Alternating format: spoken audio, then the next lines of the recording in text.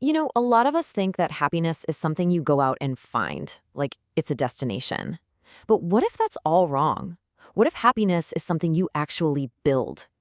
Today, we're going to explore how a few tiny, daily habits can literally train your brain for happiness and turn it from a feeling that comes and goes into your new default state.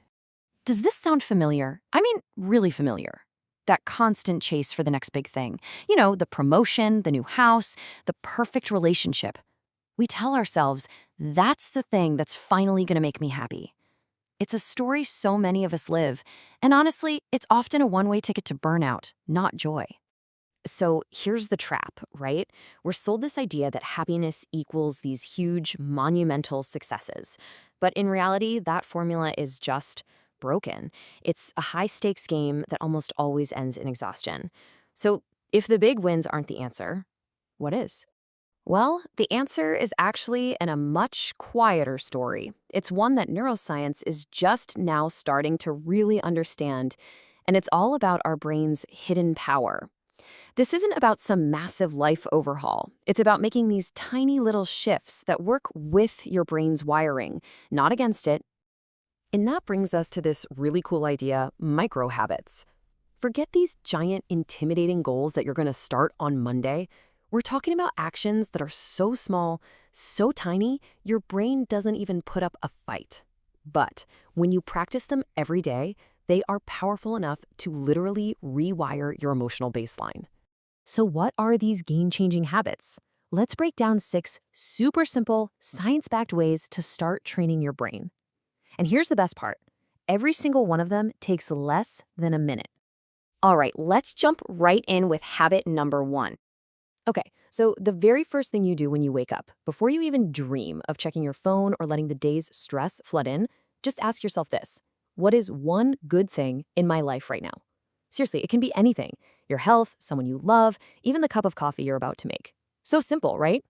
So why on earth does this tiny thing work? Well, our brains are kind of hardwired with what's called a negativity bias. It's an old survival tool that's always scanning for threats. But when you intentionally look for one good thing, you activate a part of your brain called the reticular activating system, or RAS. Just think of the RAS as the search filter for your brain. By focusing on one positive thing, you're telling that filter, hey, show me more of this stuff. And all of a sudden, you start noticing the good that was there all along. Okay, so you've just pointed your brain's search filter toward the positive. Now, let's look at habit 2, which is all about giving your brain the fuel it needs to start the day. This is so easy. Within the first 10 minutes of waking up, get some natural light. You don't have to go for a 5-mile run. Just open a window. Step out on your balcony for 60 seconds. That's it. So what's the big deal with light? Well, that morning sunlight is like pure rocket fuel for your brain.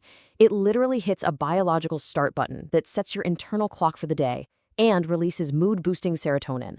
It's this powerful, totally free mood regulator that quietly trains your brain for emotional stability all day long. All right, on to habit number 3. This one is all about building your own momentum.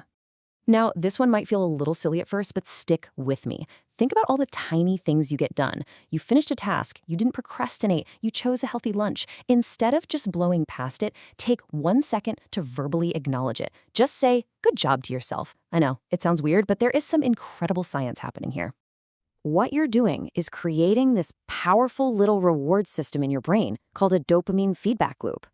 When you recognize even a tiny win, your brain releases dopamine, which is the chemical of motivation.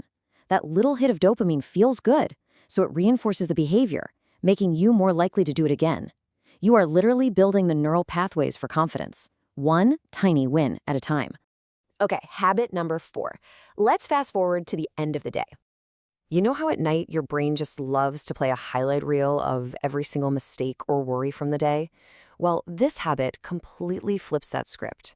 Before you go to sleep, just ask yourself, what went well today? It doesn't have to be anything earth-shattering, just something that was good. Here's a wild thing about our memory. It's not a video camera, it's selective. And if we never revisit a positive moment, our brain often just deletes it. It's gone. By taking a moment to reflect on what went well, you're actually training your brain to save those good experiences more deeply.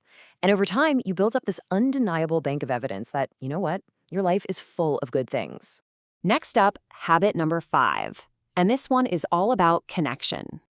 Every day, send one quick positive message to someone. A text saying, "Hey, thinking of you," or "You were great in that meeting today." No special occasion, no reason needed. This little act is so much more powerful than it seems. First, it triggers what you could call a kindness cocktail in your own brain. It releases dopamine for motivation and oxytocin, that social bonding chemical. You get to feel good just by making someone else feel good. And second, it reinforces the idea that the world is a supportive, connected place. A brain that feels safe is a brain that can actually be happy. And finally, habit number 6. Think of this one as your personal emergency brake for stress. You can use it anytime, anywhere. Right before a stressful moment, you're about to open that email you've been dreading or walk into a tough conversation.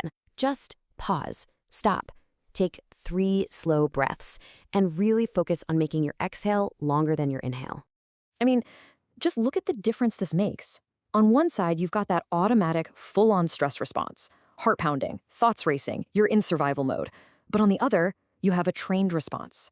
Those slow breaths activate your parasympathetic nervous system. That's your body's built-in rest and digest mode. You are consciously flipping a switch from panic to calm and training your brain to recover from stress faster and faster each time. So when you put all these tiny habits together, they all point to one single powerful realization about how our brains actually change. And it has nothing to do with intensity. This is it. This is the secret.